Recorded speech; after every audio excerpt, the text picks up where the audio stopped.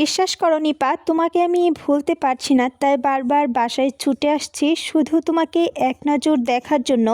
এছাড়া আর বেশি কিছু নয়, না হয় বাসায় না আসলেও আমার চলে, শুধু বিনিময়ে আমাকে কি দিলে? ভালো ভালো, কিন্তু তুমি আমাকে যতই অপমান করো না কেন, তোমাকে আমি কোনো দিনও ভুলতে পারবো না, এমনকি মরার আগ পর্যন্তও না। এদিকে শাকিল আর খদিজা বেগম শোয়া থেকে উঠে এসে শামীমা আর নিপার কথাগুলো পাশের রুমে দাঁড়িয়ে আড়ি পেতে শুনতে লাগলো।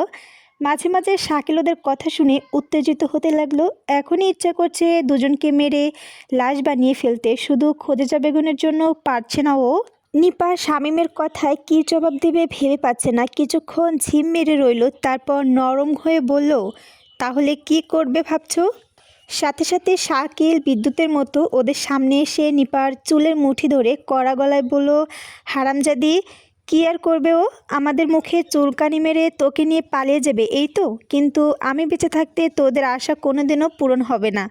শামীম শাকিলের নিপার চুলের মুঠি ধরতে দেখে নিজেকে ঠিক রাখতে না পেরে বসা থেকে উঠে নিপাকে শাকিলের হাত থেকে ছাড়িয়ে নিয়ে পাশের রুমে পাঠিয়ে দিল। এদিকে শাকিলের জিদ আরও বেড়ে গেল, জেদের জোরে একটা চর বসিয়ে দিল শামীমের গালে। এরপর কড়া গলায় বলতে লাগলো, ছি শামীম, ছি, তুই যে এত নিচে নেমে যেতে পারবি আমার ভাবতেই কষ্ট হচ্ছে। শেষ পর্যন্ত তুই ভালো হয়ে যা, আমার বুকে ছুরি চালাতে পারলি। এই কথাগুলো বলে শাকিল কান্নায় ভেঙে পড়ল। খদিজা বেগম শাকিলের কান্না সহ্য করতে না পেরে শামীমের শার্টের কালার ধরে বলল, শেষ পর্যন্ত তুই? সিসি, কেন যে তোকে আমি নিজের ছেলের মতো মানুষ করেছিলাম, আজ মানুষ করাতেই তো আমার ভুল। সংসারের মান সম্মান নিয়ে সত্যি কথা বলতে কি, পরের ছেলে কোনো দিন আপন হয় না, পরের ছেলে পরই থাকে। তাহলে এতদিন আমি তোকে কালসাপ পুছিয়েছিলাম? এই কথা বলে শামীমকে ছেড়ে দিলেন উনি। এরপর শাকিলকে উদ্দেশ্য করে বললেন, এই শাকিল, কাল থেকে আর আমরা এই বাড়িতে থাকবো না, এই বাড়িতে থেকে আর কালসাপের মুখ দেখতে চাই না। ওই একটা পাপী জন্মের পর মাকে খেয়েছে, সাথে বাবাকেও, এখন আমাদের সংসারটাকে খেতে বসেছে। আর নয়, এই পাপীর দুরাচারের কাছ থেকে আমাদের সংসারকে বাঁচাতে চাই। আর ওই হারামজাদি মহিলাটাকে কালকে ওর বাপের বাড়িতে দিয়ে আয়, ওকে আর আমাদের সংসারে রাখতে চায় না। শামীম নীরবে ওদের মায়ের কথাগুলো শুনে চোখের পানি ফেলতে লাগলো। তারপর তারপর কান্না জড়ানো গলায় বলল, মা, তোমাদের বউয়ের কোনো দোষ ছিল না, সব দোষ আমার। যা শাস্তি দিতে হয় আমাকে দাও, তবু ওনাকে বাপের বাড়ি পাঠিয়ে দিও না। আর তোমরা এ বাড়ি ছেড়ে কোথাও যেও না, তোমরা চলে গেলে আমি একা হয়ে যাব। আমার যে তোমাদের ছাড়ার কেউই নেই। তোমরা যদি এভাবে আমাকে একা ফেলে চলে যাও, তাহলে আমি কিভাবে বাঁচব? খোদেজা বেগম ঝাঁঝালো গলায় বলে উঠল, এই পাপী দুরাচার, কোনো দিনও তুই আমাকে খোদেজা বেগম ঝাঁঝালো গলায় বলে উঠলেন, এই পাপী দুরাচার, কোনো দিনও তুই ওই মুখে আমাকে আর মা বলে ডাকবি না।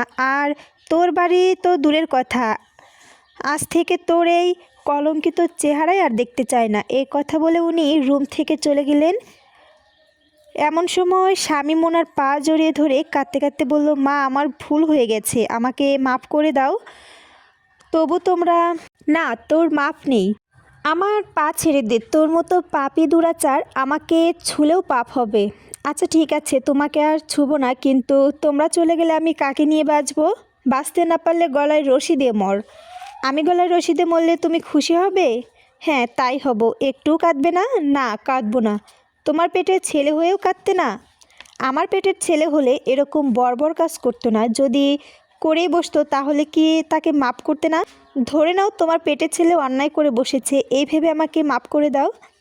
ছাড় আমাকে, কোনোদিনও আমার কাছে তুই মাপ পাবি না, আর কোনোদিনও এই মুখে আমার সামনে আসবি না। এতক্ষণ তো বলছিলি তুই আমার ভালো চাস, চাস না?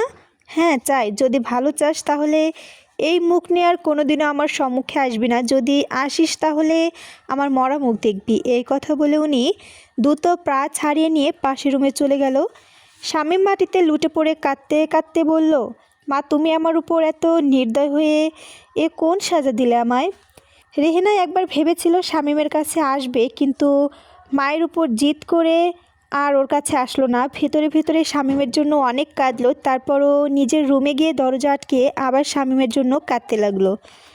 এভাবে প্রায় শামীম অনেকক্ষণই কাটালো। তারপর ফ্লোর থেকে উঠে নিজের রুমে গেল। এরপর পর্দাটা টেনে ভালোভাবে দরজাটা আটকালো।